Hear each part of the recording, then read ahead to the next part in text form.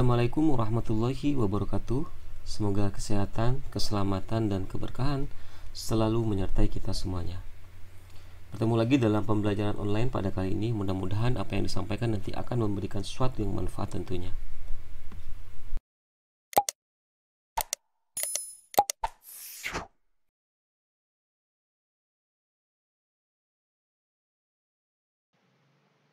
Untuk pembelajaran kali ini, kita akan membahas tentang penyakit tular vektor. Penyakit menular melalui vektor nyamuk, lalat, dan kecoa.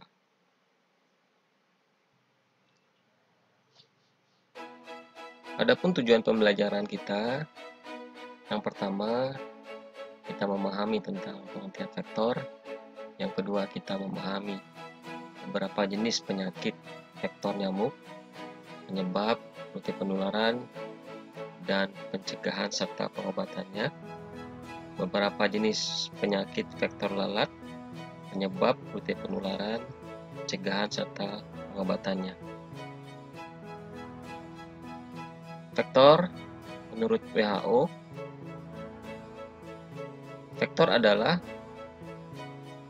are living organisms that can transmit infectious disease between human or from animal to human. Adalah makhluk hidup yang dapat menularkan penyakit infeksius di antara manusia atau dari hewan ke manusia. Menurut WHO. Kemudian menurut peraturan ya tentang pengendalian vektor nomor 374 Menkes peraturan 2/2010 tentang pengendalian vektor.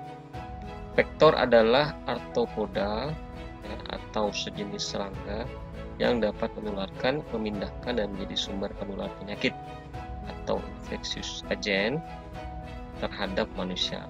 Jadi kita kenal juga sebagai susceptible of host atau manusia yang host yang rentan.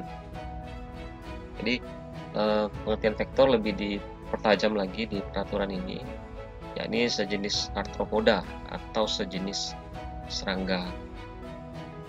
Nah, tentu kalau kita bicara serangga ya banyak beberapa contoh serangga di bawah ini nanti akan kita pelajari adalah serangga-serangga yang bisa membawa penyakit yang sering kita kenal, yakni lalat, nyamuk, dan kecoa. Yang pertama, jenis vektor yang pertama adalah nyamuk. Untuk yang akan kita bahas, yakni yang pertama adalah demam dengue. Ya, vektor nyamuk yang pertama demam dengue.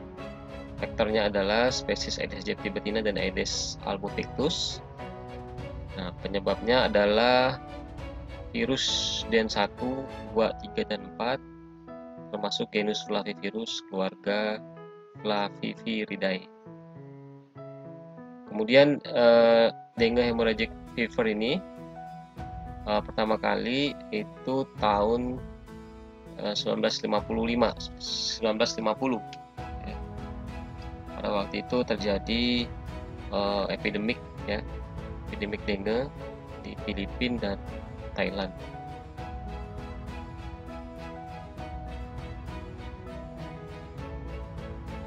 Nah, epidemiologi dengue, kita tahu bahwa dengue sampai sekarang ini hampir menyebar ke seluruh bagian dunia. Sekitar 2,5 miliar orang atau 40% dari populasi dunia hidup di daerah di mana ada risiko penularan demam berdarah endemik di 100 negara di Asia, Pasifik, Amerika, Afrika, dan Karibia. Organisasi Kesehatan Dunia atau WHO memperkirakan bahwa 50-100 juta infeksi terjadi setiap tahun, termasuk 500.000 kasus DBD dan 22.000 kematian, sebagian besar di antara anak-anak. Nah, penyebab dan rute penularannya, nah ini penyebabnya. Ketika misalnya virus dengue itu dibawa oleh vektor, yaitu Aedes albopictus dan Aedes aegypti. Kemudian virus tersebut masuk melalui saliva nyamuk yang terinfeksi ketika menghisap darah manusia. Kemudian selain itu juga dengue itu juga tidak hanya melalui vektor tapi juga bisa menular melalui donor darah atau transfusi darah dan juga dari ibu ke bayinya saat hamil atau melahirkan melalui plasenta.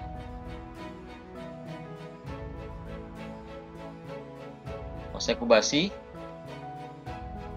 Masa inkubasi dan gejala. Masa inkubasi dari pusingan adalah sekitar 4-7 hari dengan gejala demam dimulai dalam waktu 3-14 hari setelah masa inkubasi dengan ciri-ciri demam tinggi 14 derajat Celcius dan gejala-gejala seperti di atas ini ya.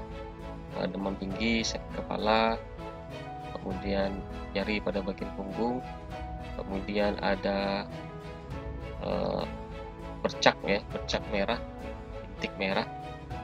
Bahkan yang lebih parah itu adalah mengeluarkan darah pada hidung dan mulut. Pengobatan dan pencegahan, belum ada pengobatan khusus untuk masalah dengue, namun sudah ada vaksinnya, yakni Dengvaxia by Sanofi Pasteur. Ini pertama kali terdaftarkan di Meksiko ya, di tanggal 9 Desember 2015. Jadi sebenarnya vaksin ini ya untuk individual 9-45 tahun ya, untuk orang yang berumur 9-45 tahun yang tinggal di daerah endemik. Nah, jadi untuk pencegahan pengumuman vaksin dengue pertama dunia setelah dikembangkan penelitian selama 20 tahun. Kemudian yang pencegahan berikutnya yakni menghindari gigitan nyamuk penular. Yang ketiga yakni dengan pemberantasan vektor. Yang kedua adalah demam kuning, yakni yellow fever oleh flavivirus ditularkan oleh nyamuk Aedes aegypti betina. Umumnya terdapat di daerah Amerika Selatan, Afrika, dan Karibia.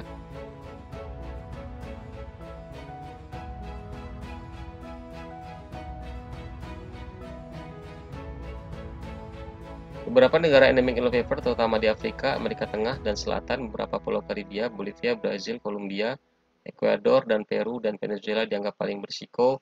Asia belum pernah ada laporan. Penyebab dan rute penularan, virus masuk oleh saliva nyamuk yang terinfeksi ketika menghisap darah manusia. Monyet, rute penyebaran kasus lain belum pernah dilaporkan. Ini oleh vektor Haemococcus, vektor nyamuk Haemococcus dan Aedes aegypti betina. Masa inkubasi yakni demam kuning biasanya berkisar 3-6 hari, tapi dapat juga lebih lama. Setelah masa inkubasi, gejala mulai timbul, terdiri dari fase akut menyebabkan demam, nyeri otot dengan sakit punggung menonjol, sakit kepala, menggigil, kehilangan nafsu makan, dan mual atau muntah. 15% memasuki fase yang lebih parah, menguningnya mata dan kulit, muntah, ginjal memburuk, perdarahan dari hidung, mulut, dan perut. Pada fase ini, setengah penderita meninggal dalam 10-14 hari, sisanya sembuh. Pengobatan, tidak ada pengobatan khusus untuk demam kuning, hanya perawatan sportif untuk mengatasi dehidrasi ya, gagal napas dan demam. Infeksi bakteri terkait dapat diobati dengan antibiotik. Perawatan sportif dapat meningkatkan hasil bagi pasien sakit parah, tetapi jarang saja di daerah-daerah miskin.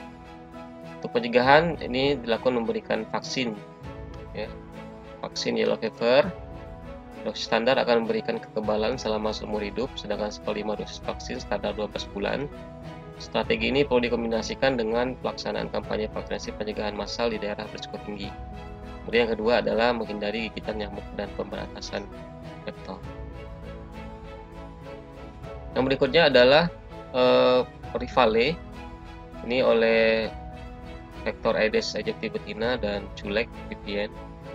Nah, penyebabnya adalah genus Rivale fever oleh genus Flavivirus seperti Rivale fever virus. Nah, oleh Rivale fever virus pertama kali diidentifikasi di Kenya tahun 1931. Wabah besar terjadi di Kenya, Somalia, dan Tanzania, dan pada September 2000 kasus Rivale fever pernah dikonfirmasi di Arab Saudi dan Yaman. Asia dan Eropa belum pernah dilaporkan. Penyebab dan rute penularan, Rivale fever ini termasuk zoonosis ya. Ini juga termasuk zoonosis karena vektor juga dapat menularkan kepada binatang dan binatang dapat menularkan kepada manusia. Orang-orang berisiko seperti peternak, pekerja rumah, jagal, dokter hewan, pekerja laboratorium, dan lain-lain. Virus ini mengisi manusia melalui luka dari pisau yang terinfeksi atau melalui kontak dengan kulit melalui luka terbuka.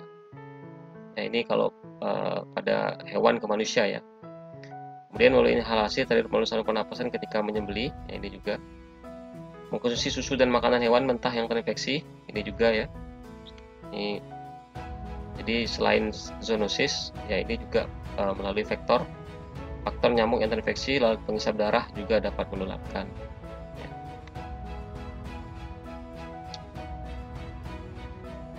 Masa inkubasi virus ini bervariasi mulai dari 2 sampai hingga 6 hari. Pengobatan dan pencegahan, karena sebagian besar kasus manusia RPV relatif ringan dan durasi terlalu singkat, tidak ada pengobatan khusus diperlukan untuk pasien ini. Untuk kasus yang lebih parah, pengobatan utama adalah terapi seperti umum. Kalau untuk hewan ada vaksin RPF, penyuluhan orang-orang yang berisiko, ini untuk pencegahannya, dan penerapan SOP dan APD untuk pekerja yang berisiko. Yang berikutnya, vektor spesies Aedes aegypti dan Albopictus, yakni chikungunya oleh genus Alphavirus, spesies chikungunya virus. Nah, chikungunya adalah penyakit virus nyamuk pertama kali dijelaskan selama wabah di Tanzania Selatan pada tahun 1952.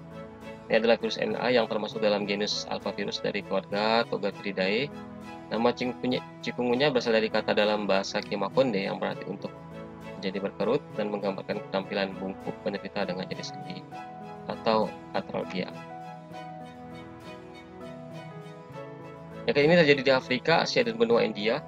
Dalam beberapa dekade terakhir, faktor nyamuk chikungunya telah menyebar ke Eropa dan Amerika. Pada tahun 2007, penularan penyakit dilaporkan untuk pertama kalinya dalam wabah lokal di utara timur Italia. Wabah tidak tercatat di Prancis dan Kroasia. Penyebab dan tipe penularannya, virus masuk melalui saliva nyamuk yang terinfeksi ketika menghisap darah manusia. Masa inkubasi chikungunya 2-4 hari dan manifestasi klinis berlangsung 3-10 hari. Pengobatan, tidak ada pengobatan antivirus dan vaksin khusus untuk chikungunya. Pengobatan diarahkan pada penghilangan gejala. Tindakan pencegahan dasar harus diambil oleh orang yang berpergian ke daerah berisiko, dan ini termasuk penggunaan lotion penolak nyamuk, mengenakan baju lengan panjang dan celana, dan memastikan kamar dilengkapi dengan kasa untuk mencegah nyamuk masuk. Kemudian yang berikutnya adalah malaria oleh parasit protozoa genus Plasmodium, dibawa oleh vektor Anopheles ya. Ini kita lihat epidemiologi Afrika dan Asia yang paling tinggi ya kasusnya.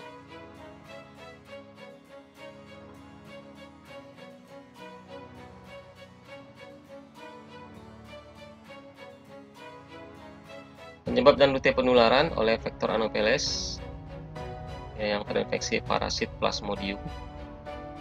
Jadi melalui saliva nyamuk Anopheles yang terinfeksi parasit menggigit manusia, bisa juga melalui transfusi darah dan janin suntik bergantian ibu ke bayinya saat melahirkan, dan transplantasi organ. Jadi itu penyebab dan rute penularannya, dibawa oleh vektor Anopheles. Masa inkubasi dan gejala ini masing-masing untuk jenis parasit ya, Plasmodium itu memiliki masa inkubasi dan gejala yang berbeda-beda. Namun kalau kita lihat berdasarkan gejalanya hampir mirip beberapa penyakit yang disebabkan oleh vektor ya, nyamuk yang lainnya seperti demam ya. Kemudian kalau malaria adalah khas menggigil dan kedinginan di malam hari. Pengobatan dan pencegahan, pengobatan dilakukan minum obat-obatan anti malaria. Di sini kita lihat obat malaria, kloroquine dan sebagainya, ataupun bisa dengan pertukaran transfusi darah. Pencegahan dapat menghindari dengan gigitan nyamuk agar tidak tertular malaria dan pemberantasan vektor malaria. Japanese encephalitis oleh genus Flavivirus spesies virus JA. Nah, ini termasuk vektor yang dibawa oleh spesies culek. 24 negara di wilayah WHO, Asia Tenggara dan Pasifik Barat endemik Japanese encephalitis yang termasuk di Indonesia. Penyebab dan rute penularannya vektor culek melalui gigitan yang telah mengandung virus JE, saliva nyamuk yang telah terinfeksi virus JE. Penyebaran penyakit JE tidak dapat tertular melalui kontak langsung ya, tapi melalui vektor. JE ini juga termasuk zoonosis ya, karena termasuk penyakit yang dapat menularkan dari hewan ke manusia.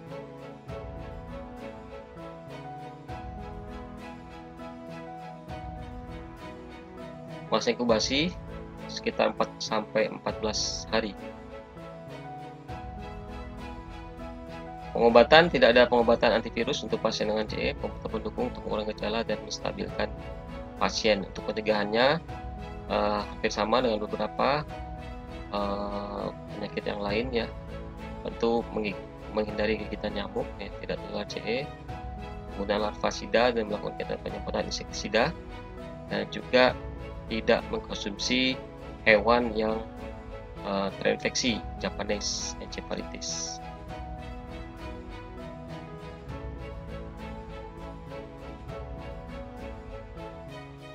Vektor spesies culek bisa Aedes, Anopheles, dan Mansonia ya, untuk filariasis ya.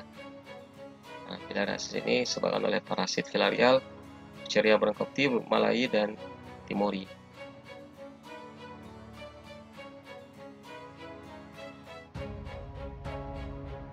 Penularan filariasis dimulai saat nyamuk yang terinfeksi darah manusia. Kemudian cacing tersebut akan tumbuh dewasa, bertahan hidup selama 6 hingga 8 tahun, dan terus kembang biak dalam jaringan limfa manusia, menyumbatnya sehingga menyebabkan kaki gajah. Masa inkubasi pada manusia 3-15 bulan setelah gigitan nyamuk yang menjadi vektor. Pengobatan dengan dietil karbomasin atau yang kita kenal dengan DEC adalah satu-satunya obat filariasis yang ampuh baik untuk filariasis broncopti maupun malayi, bersifat makrofilarisidal dan mikrofilarisidal. Ini dapat membunuh cacing besar maupun cacing kecil. Pencegahan dengan menghindari gigitan nyamuk, pemberian obat pencegah filariasis dan membasmi parasit atau larva yang mengganggu penderita. Yang berikutnya adalah Westnell fever atau genus Flavivirus, virus Westnell. Vektor pembawanya adalah nyamuk culek.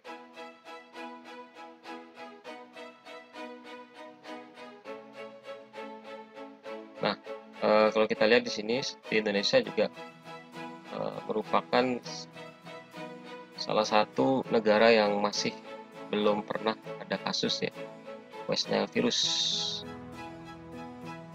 Nah, paling banyak itu adalah di wilayah Rusia, ya, Eropa, dan beberapa negara Amerika Latin ya, Afrika, itu termasuk negara-negara yang paling banyak.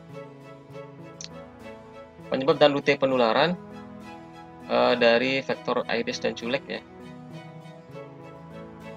melalui saliva nyamuk yang terinfeksi, kontak dengan hewan lain yang terinfeksi, darah mereka atau jaringan lain, transfusi darah, transplantasi organ dan ibu ke bayi satu kasus.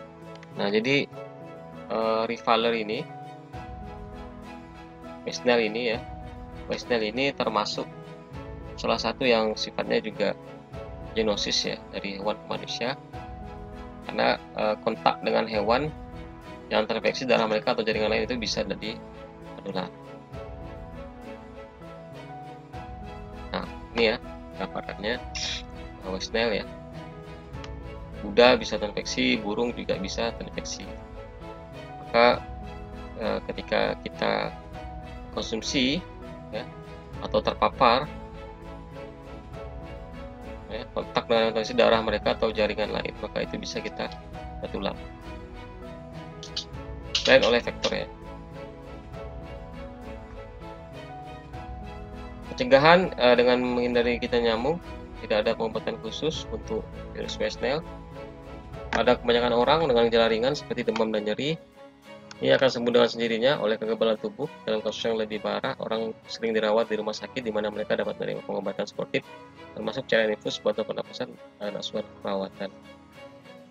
Kemudian yang berikutnya adalah Zika, virus oleh genus Flavivirus atau virus Zika oleh Aedes aegypti. Zika itu pertama kali diidentifikasi tahun 1947. Jadi ditemukan, para peneliti menemukan jenis virus baru ya pada monyet di dalam hutan Zika forest, sehingga namanya disebut dengan Zika virus. Kemudian pada tahun 1948 virus ditemukan pada tubuh nyamuk Aedes africanus yang tertangkap di Zika forest. Kemudian tahun 1952 the first human case of Zika, jadi orang yang pertama kali Zika itu dideteksi di Uganda dan Republik of Tanzania di Afrika ya. Penyebab dan rute penularannya yakni Aedes aegypti terinfeksi flavivirus, saliva nyamuk saat menghisap darah manusia dan transfusi darah. Namun ini masih dalam proses penelitian. Masa inkubasi dan gejala. Masa inkubasi penyakit virus Zika tidak jelas, namun mungkin mirip dengan DBD, chikungunya, dan penyebab oleh flavivirus. Pengobatan dan pencegahan. Saat ini tidak ada vaksin tersedia pengobatan, hanya penanganan suportif. Kemudian jenis vektor lalat. Jenis vektor lalat ini ada yang pertama dari sandfly atau lalat pasir yang menjadi penyebab penyakit leishmaniasis oleh parasit leishmania. Jadi si lalat ini membawa parasit leishmania, kemudian menularkannya kepada manusia. Nah, kita lihat di sini adalah sebaran dari endemik ya, penyakit endemik leishmania ya. Jadi Afghanistan, Albania, Algeria, Argentina, Armenia, dan beberapa negara lainnya. Nah, vektornya adalah vektor female Pletabomin sandfly. Jadi lalat betina, Pletabomine. 90 spesies yang dilaporkan terinfeksi parasit Leishmania tropica, Leishmania brasiliensis, dan Leishmania donovani. Ini melalui lalat pasir yang terinfeksi parasit, kemudian menggigit manusia, kemudian juga dapat melalui transfusi darah. Namun belum pernah ada laporan. Secara teori memang bisa menularkan. Nah, di sini kalau kita lihat life cycle of causing Pischera leishmaniasis. Nah, jadi lalat juga bisa menularkan kepada hewan. Namun hewan belum tentu dapat menularkan kepada manusia, melainkan melalui vektor.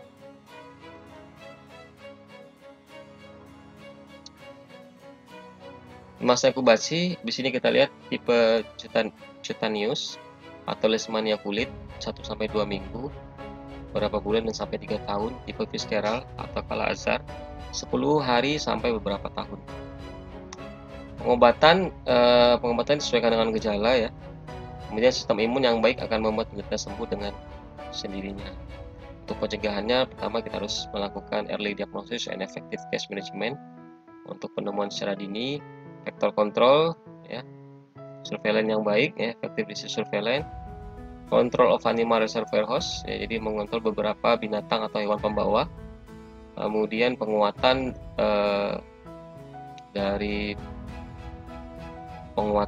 terhadap kerjasama ya lintas sektor. Kemudian yang berikutnya adalah Trypanosomiasis Afrika oleh parasit Trypanosoma brucei gambiense dan Trypanosoma brucei floresiense. Nah, ini disebabkan oleh vektor lalat tsetse. Nah, ini di Afrika ya untuk sebarannya. Vektor lalat tsetse ini penyebab dan rute penularannya. Lalat tsetse terinfeksi saat menghisap darah manusia, ibu ke anaknya melalui persenta dan mengisi janin, tertusuk jarum yang terkontaminasi, kontak seksual. Belum pernah ada laporan ya, tapi sangat memungkinkan untuk terjadi penularan.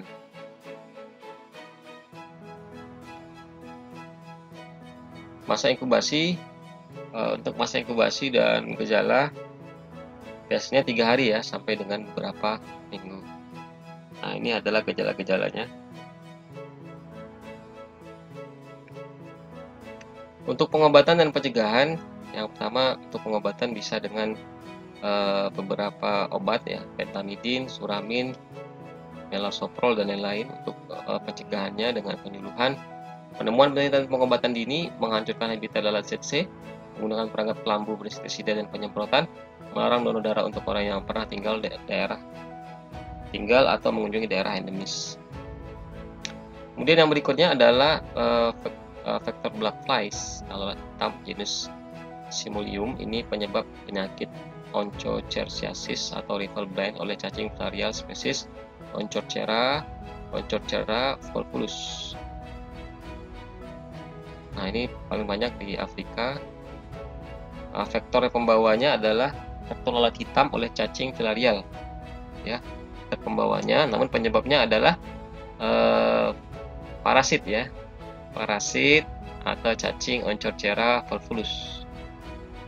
Nah, penularannya lalat hitam yang terinfeksi mikrofilarial Onchocerca volvulus saat mengisap darah manusia. Jadi ada beberapa lalat memang di Afrika yang mampu mengisap darah manusia seperti nyamuk. Masa inkubasi sekitar 1-4 tahun dalam tubuh manusia. Namun cacing dewasa dapat hidup hingga selama 17 tahun. Gejalanya bisa kita lihat penglihatan terganggu, mata sembab, ya, dan sebagainya. Pengobatan dengan ivermectin ya, kemudian dietilkarbamazin untuk pencegahannya dengan vector elimination menggunakan baju tutup tebal, kemudian beberapa obat-obatan, dan pencegahannya dengan DEC 300 mg sekali seminggu bagi yang berpergian ke daerah endemik.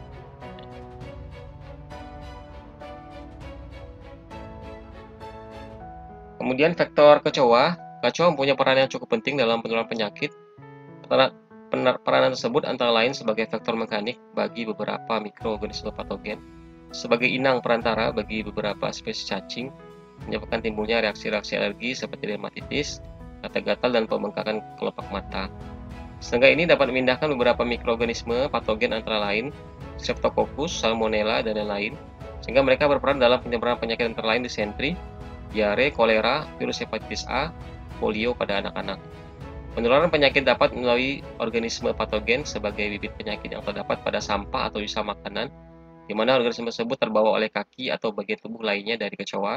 Kemudian melalui organ tubuh kecoa, organisme sebagai penyakit tersebut mengkontaminasi makanan. Nah, jadi untuk vektor kecoa ini banyak sekali penyakit yang dapat dibawanya, ya, atau penularan melalui vektor mekanik, ya, bukan biologik seperti menggigit atau tubuh atau agen patogen berkembang dalam tubuhnya, tidak, tapi agen patogen itu melekat pada tubuhnya, kemudian si vektor ini membawanya menularkan kita melalui makanan yang sudah terkontaminasi oleh yang dibawa oleh vektor tersebut. Baik, saya rasa itu saja yang dapat saya sampaikan. Mudah-mudahan bermanfaat. Terima kasih. Wabillahi taufiq wal hidayah. Assalamualaikum warahmatullahi wabarakatuh.